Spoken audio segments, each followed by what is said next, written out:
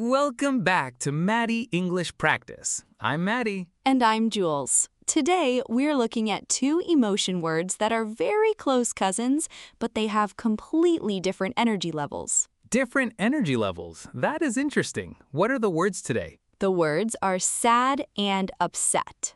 Oh, sad and upset. English learners use these two interchangeably all the time, but they really shouldn't. Exactly. Let's start with sad. For our learners, being sad is a low-energy emotion. It is a feeling of sorrow, grief, or loss. When you are sad, you feel heavy, quiet, and you might want to cry. Let's look at a real scenario.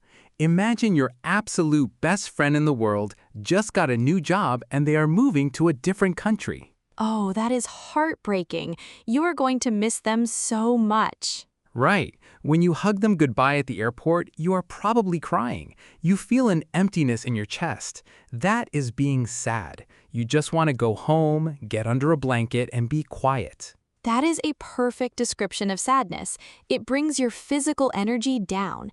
But now, let's look at the second word, upset. How is upset different? It still means you feel bad, right? It does, but to be upset means your emotional state has been disturbed or flipped upside down.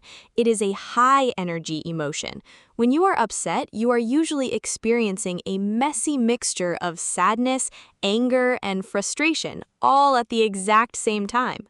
A mixture. That makes so much sense. It's like a chaotic storm inside your head. Exactly. Let's look at another real scenario. Imagine you just bought a brand new phone.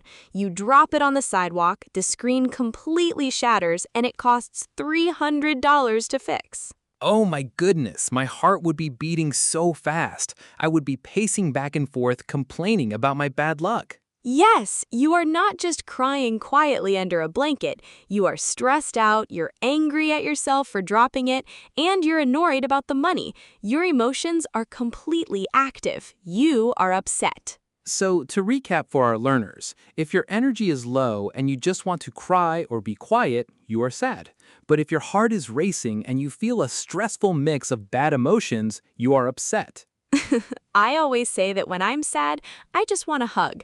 But when I'm upset, I want to call my best friend and complain loudly for an hour. That is the absolute best way to remember it. Your homework for today, think about a time recently when you felt upset.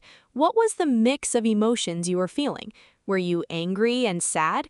Practice describing that chaotic feeling out loud in English. Using the precise emotional vocabulary helps native speakers know exactly how to help you. You're doing a great job. Thanks for joining us today. Keep practicing, keep listening, and keep growing. Don't be upset about making mistakes, just keep practicing. See you next time on Mady English Practice.